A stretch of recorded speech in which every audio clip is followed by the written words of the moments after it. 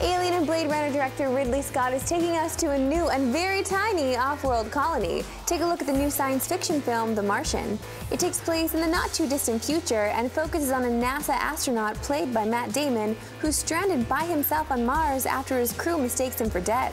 With limited supplies, he'll have to use his brain to learn how to survive on the alien world long enough for a rescue mission to reach him. Hopefully, real-life missions to Mars won't be as treacherous when they start happening in the next few decades. The Martian will hit Earth on November 25th. In your face, Neil Armstrong.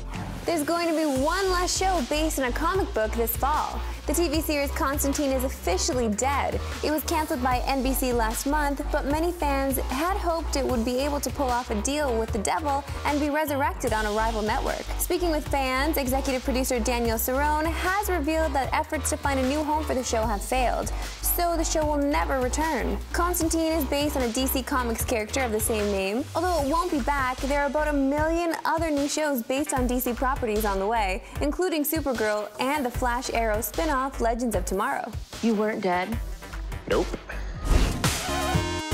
That's it for the rundown. Now look who it is to join me with his guns a-blazing. Scott C. Jones. Scott, how do you feel about Constantine? This is my connection to Constantine. I would be watching Dateline on Friday nights, and then suddenly the advertisements would come up for there being Constantine, which would air after Dateline. Now listen, I never really was a huge fan of the show. I did like the advertisements that I saw.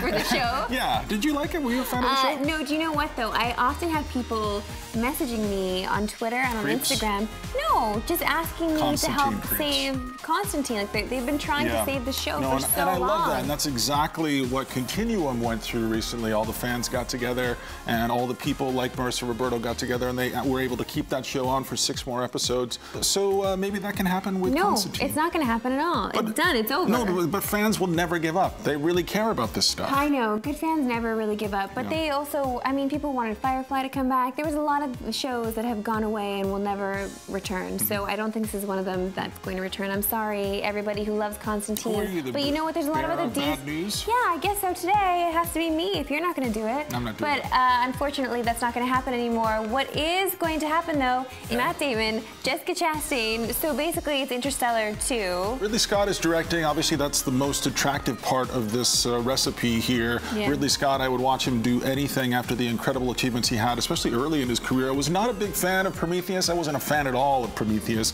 But I think Ridley Scott, Married to Space, throw Matt Damon in there.